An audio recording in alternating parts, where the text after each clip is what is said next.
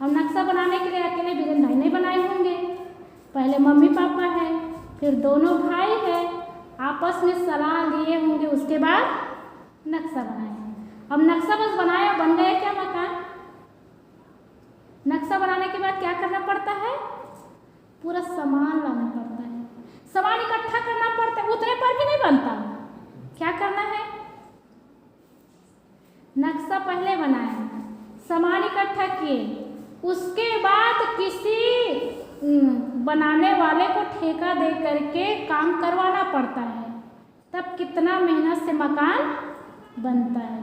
हमारा जीवन भी लगभग वैसे ही है। कैसे? हमारे जीवन को भी ऐसे ही बनाना पड़ता है। इसलिए जीवन को बनाने से पहले जीवन का नक्शा बनाएं। जब जीवन का नक्शा ही नहीं बनेगा तो जीवन किधर जा रहा है? जीवन कैसे बनाएंगे? कैसे बन सकता है? जैसे इसी मकान में कहाँ पर किचन बनाना है, कहाँ पर लेटरिन बाथरूम बनाना है, कितना कमरा बनाना है, वो पहले नक्शा बनाना होता है, तब काम शुरू होता है।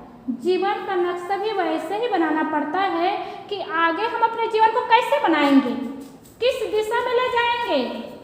नक्शा तो बन गया। हर माता पिता क्या चाहते हैं? हमारा बेटा ऐसा बनेगा, ऐसा बनेगा, बेटा को डॉक्टर बनाएंगे, वकील बनाएंगे, इंजीनियर बनाएंगे, पायलट बनाएंगे। ये क्या है? नक्शा है। और नक्शा बनाने के लिए क्या करना पड़ता है? माता पिता को इकट्ठा करना पड़ता है, सामान इकट्ठा करना पड़ता है। जब तक सामग्री इकट्ठी ना हो तब तक मकान नहीं बना सकते। वैसे ही अपने बच्चे को जैसे चाहते हैं वैसे बनाने के लिए पहले सामग्री इकट्ठी करनी है। अब बीरेन भाई का भी सपना होगा कि अपने बच्चे को क्या बनाना है, तो सपना मात्र से तो नहीं बनेगा, उसको क्या देना है? जी जैसे बनाना है उसी दिशा में उस बच्चे को ले जाना है। अब छोटा सा बच्चा है, अब उसको किस दिशा में ले जाएंगे? इसलिए उस बच्चे को जिस दिशा में ले जाना है उसी दिशा में खुद को चलना पड़ेगा। क्योंकि कहते पहले नालायक बच्चे पैदा होते थे, उनको समझाना पड़ता था। अब नालायक बच्चे पैदा नहीं होते, अब समझदार बच्चे पैदा होते हैं। अब बच्चे को सिखाना नहीं पड़ता, बच्चा को दिखाना पड़ता है। जैसे जैसे माता पिता होते हैं ना वैसे उनके बच्चे होते हैं।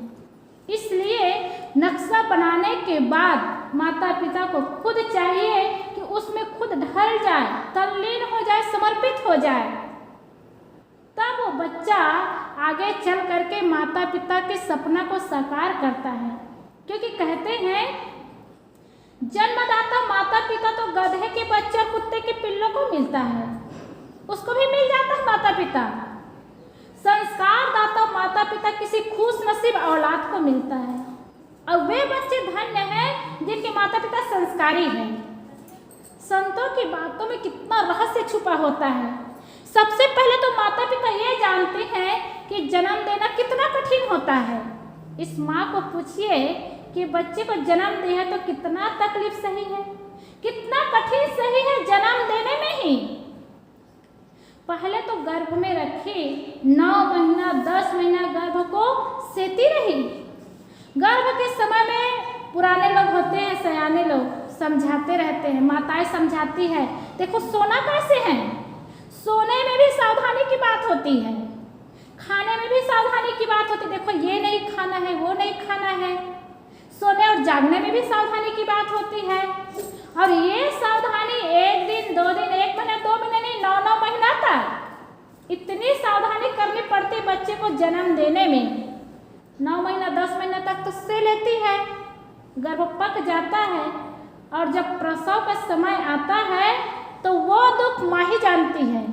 जो माँ नहीं बनी है ना वो प्रसव के दुख को नहीं जानते।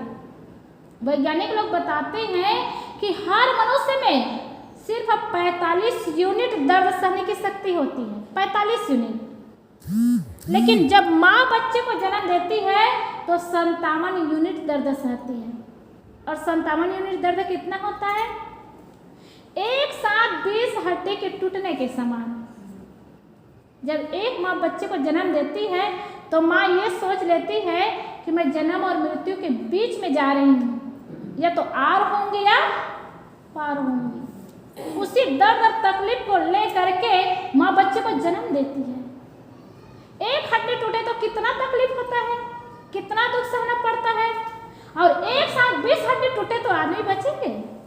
ये माँ भी ना प्रसव के दुख को ही सह सकती है, और उतना ही दुख बाद में हो ना तो सहन करने की शक्ति नहीं रहती।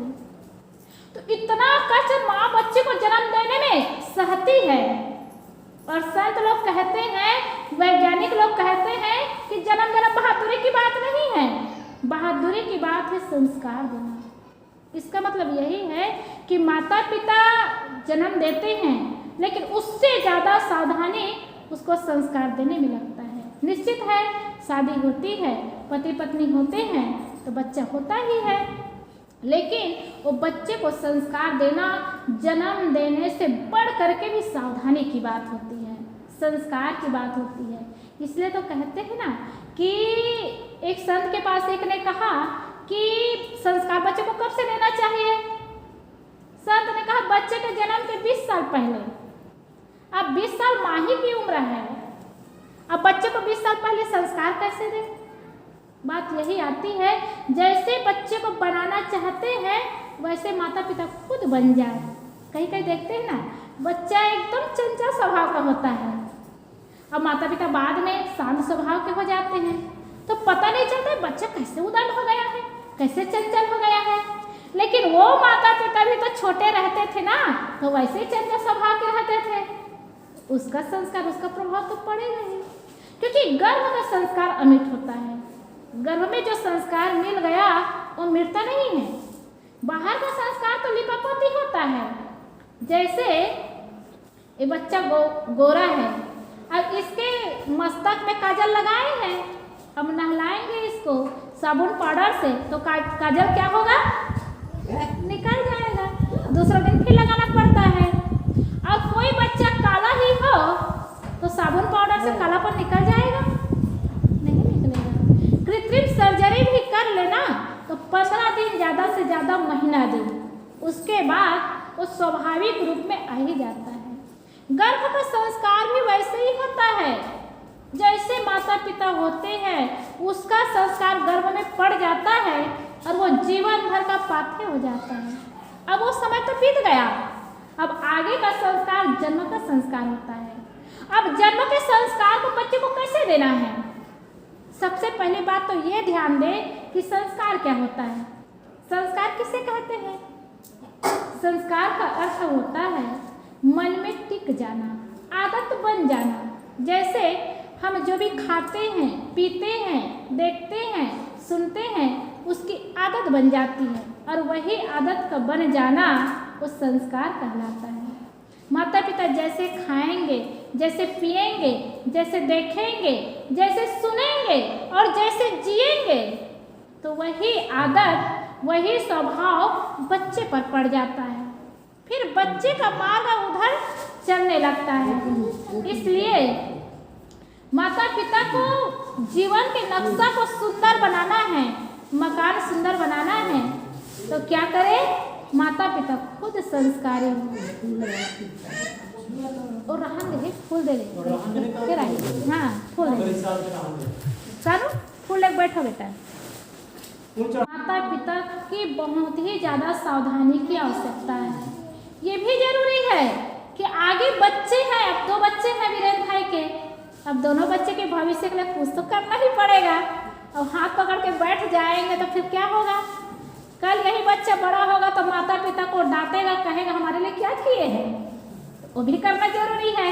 वो जिम्मेदारी है, वो कर्तव्य है, लेकिन इतना जरूर है, आज बच्चे को ये फूल नहीं देंगे तो थोड़े समय के लिए रोएगा, आज बच्चे को खिलौना नहीं देंगे तो थोड़े समय के लिए रोएगा, लेकिन संस्कार नहीं दिए तब ये बच्चा जीवन भर के लिए रोएगा, जिंदगी भर रोएगा, और हजारों के बीच में यही कहेगा कि मुझे माता पिता से वो चीज़ नहीं मिली जो चीज़ मुझे मिलनी चाहिए थी।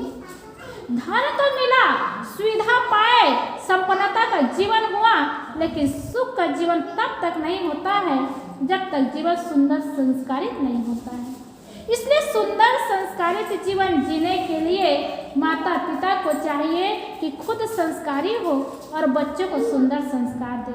आज ये भी देखा जाता है, आज विलासिता की दुनिया आ गई है, लोग फैक्स की दुनिया में बढ़ते जा रहे हैं, धन को महत्व देते जा रहे हैं, सुविधा और संपन्नता को महत्व देते जा रहे हैं और संस्कार को महत्व देते नहीं जा रहे हैं। संस्कार उतना ही घटता जा रहा है। अब परिणाम क्या आता है? यही कि जब जीवन में संस्कार रूपी धन को महत्व नहीं देंगे तो ये बाहर का धन दो कौड़ी का हो जाता है। इसलिए धन ही देना है तो संस्कार रूपी धन को देना शुरू करें। ओ बच्चा के पास आप रुपया पैसा नहीं डालेंगे बैंक में, वो बच्चा के पास 3 मंजिल का मकान भी नहीं बनाएंगे, और सुंदर संस्कार रहेगा तब अपने कर्मों से खुद बना लेगा। इसलिए गोस्वामी जी ने कहा है, पूत सपूत तो काधन संचय और पूत कपूत तो काधन संचय। पूत सपूत है तो धन संचय करने की आवश्यकता नहीं, खुद धन कमा लेगा, और पूत कपूत निकल गया तब आप एक एक पैसा जोड़ जोड़ करके इकट्ठा करके रखे हैं, दिन और रात को एक बना करके मेहनत कर रहे हैं, न दिन में चैन है न रात में नींद है, और वो पैसा किसके लिए इकट्ठा की है? बेटा के लिए, और वो पैसा को वो बेटा जुआ शराब कबाब में बर्बाद कर देगा। तो सबसे ज़्यादा महत्व धन से ज़्यादा संस्कार की धन का होता है। और जिनके जीवन में ये ज्ञान आया, ये समझदारी आई, ये बुद्धि आई, वो धन को धन नहीं मानते, जन को धन मानते हैं। अब कुमुदनी के 2 धन जन के रूप में धन है, 2 बेटा ही उनका धन है। ये मकान उनका धन नहीं है, मकान तो कभी भी छूट सकता है। समय कैसे आता है, परिस्थिति कैसे आती है, जब भाई भाई में कुछ बातें होती है तो मकान छोड़ करके दूसरी जगह रहते हैं, तो इस मकान को कैसे धन माने? लेकिन जैसे भी समय आए, जैसे भी परिस्थिति आए, अपने बच्चों को छोड़ करके अलग नहीं हो सकते। इसलिए धन धन नहीं होता, जन धन होता है। और जन को धन समझने के लिए, जन को धन बनाने के लिए सुंदर संस्कार की आवश्यकता है। और सुंदर संस्कार कहाँ मिलता है? कहीं जंगल में मिलेगा कि कहीं पहाड़ में मिलेगा? कहाँ मिलेगा? सुंदर संस्कार परिवार में रह करके जब संतों से जुड़े रहते हैं तब ये संस्कार मिलता है, तब ये ज्ञान मिलता है। चाहे जितना भी संपन्नता का जीवन जी ले, सुख का जीवन हम माने, ये अल्प सुख है। सदगुरु कबीर ने कहा है, अल्प सुख दुख आदि बनता। जिसको धन मानते हैं, जिसको सुख मानते हैं, वो अल्प है और उसका दुख आदि से अंत तक है। इसलिए अपने बच्चे को ऐसा संस्कार देना कि हजारों के बीच में बच्चा खड़ा होकर के कहे कि मेरे माता पिता जैसे सबको माता पिता